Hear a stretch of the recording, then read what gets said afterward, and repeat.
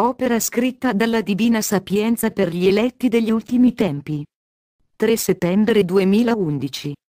Eletti, amici cari, guardate il presente con la gioia nel cuore, guardate il futuro nella pace, perché questi sono i miei doni per gli amici fedeli. Sposa amata, abbi pace e dona pace, abbi gioia e dona gioia, offri i miei doni a chi m'è privo, perché non ha voluto aprirsi al mio amore. Il mondo non avrà pace finché non si apre a me, le grazie di conversione non vengono meno, ma pochi le colgono. Dimmi, piccola sposa, dimmi, posso fare di più di quanto già stia facendo, di quanto abbia fatto?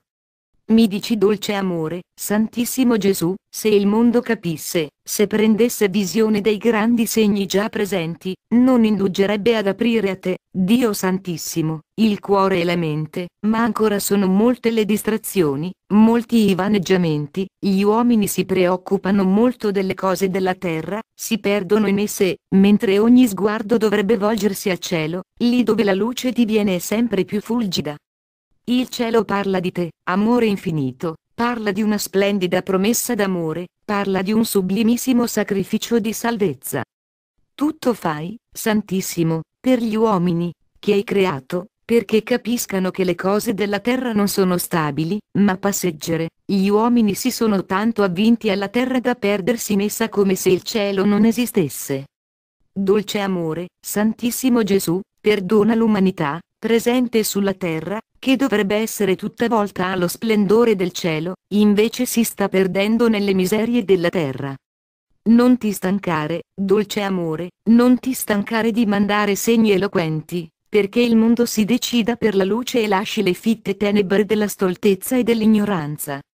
Splenda la tua luce, dolce amore, splenda su popoli e nazioni, guida il mondo verso il cielo dove tu regni e cambia la faccia della terra.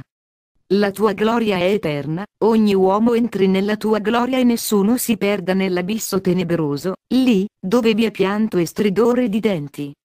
Sposa mia, oggi ancora mi vedi come re di eterna misericordia, ma il mondo, se non cambia, presto mi vedrà come re di perfetta giustizia, perché non ha voluto ascoltare la mia parola né guardare i miei segni. I miei ministri, spesso, hanno mostrato grande debolezza e molti si sono allontanati da me, Dio. Sposa cara, coloro che dovevano essere gli amici più cari sono divenuti i più freddi e gelidi. Pensi che siano pochi in questo momento, i gelidi della terra?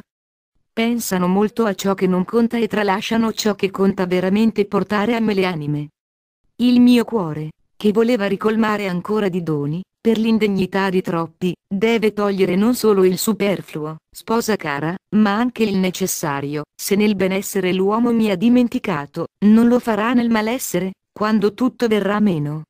Gli occhi volti solo alla terra andranno verso il cielo per implorare aiuto ed io, Dio, d'amore, non abbandonerò chi si volgerà a me con cuore ardente e sincero. Mi dici adorato, adorato, adorato, le tue parole mi hanno riempito di grande tristezza. Tremo come foglia al vento, perché ti vedo non solo nelle vesti di Gesù di misericordia infinita, ma in un'altra visione ti contemplo in modo diverso come Dio di perfetta giustizia.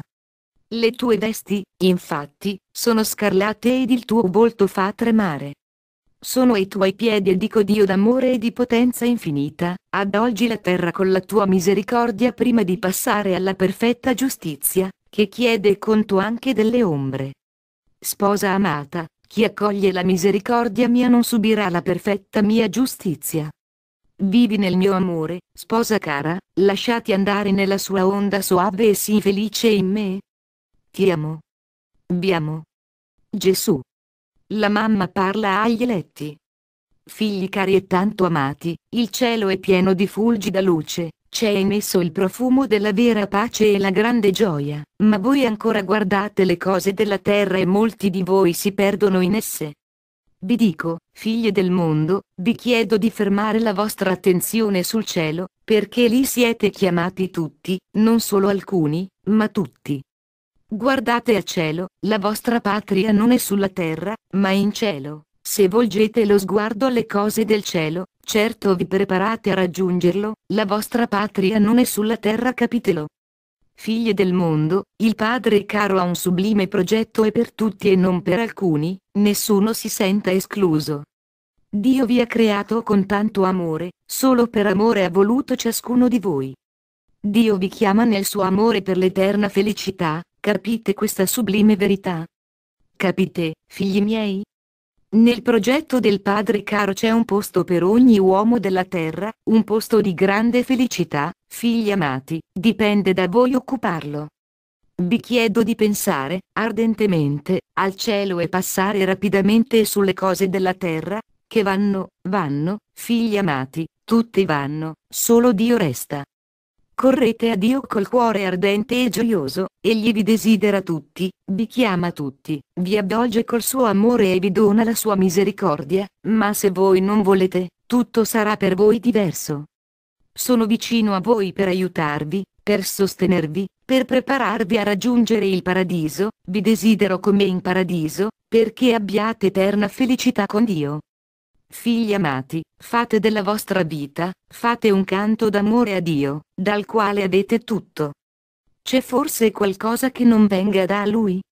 Tutto ciò che avete è suo, solo la volontà è vostra, donatela a Lui con gioia, dicendo Dio Santissimo, ti offro con gioia la mia volontà, ogni pensiero, ogni più soave sentimento, tutto a te voglio offrire insieme al mio amore. Figlie del mondo, sono con voi per aiutarvi ad essere vittoriosi con Gesù, mio Figlio, l'Eterno vittorioso. Mi unisco a voi nell'adorazione a Dio.